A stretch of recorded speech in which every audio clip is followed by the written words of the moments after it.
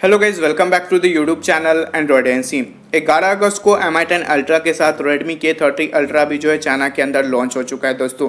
तो आज के इस वीडियो में आप लोग को बताने वाला हूँ Redmi K30 अल्ट्रा के स्पेसिफिकेशन और इसके प्राइस के बारे में। तो सबसे पहले बात करते हैं इसके डिज़ाइन के बारे में। तो रियर साइड से जो कैमरा प्लेसमेंट है वो राउंड शेप में देखने को मिल जाएगा, जिस तरह से आपको Redmi K30 Pro में देखने को मिला था।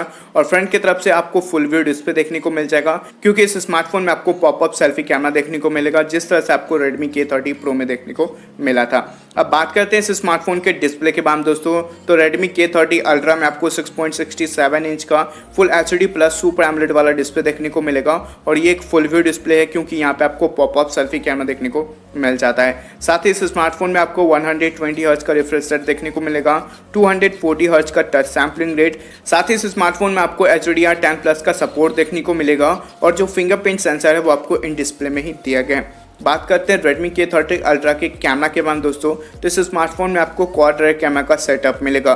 जो मेन कैमरा वो आपको 64 मेगापिक्सल का है। साथ ही यहाँ पे आपको 13 मेगापिक्सल का ultra wide angle lens, 5 megapixel का tele macro lens and 2 megapixel का आपको डेप्थ सेंसर लेंस देखने को मिल जाएगा। अब बात करते हैं इसके फ्रंट कैमरा के बारे में दोस्तों। तो Redmi K30 अल्ट्रा में आपको 20 मेगापिक्सल का पॉपअप सेल्फी कैमरा देखने को मिल जाएगा।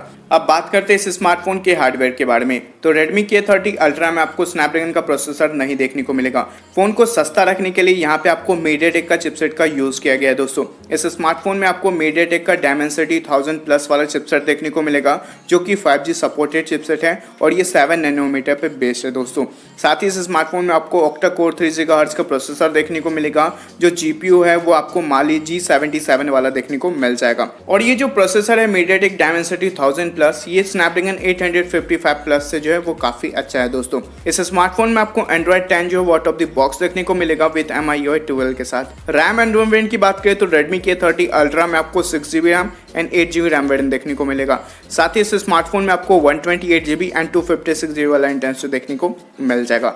बात करें इस स्मार्टफोन के बैटरी के बारे में तो इस स्मार्टफोन में आपको 4500 mAh का बैटरी दिया गया है दोस्तों। और साथ ही इस बैटरी को चार्ज करने के लिए यहाँ पे आपको 33 वाट का फास्ट चार्जिंग का सपोर्ट देखने को मिल जाएगा।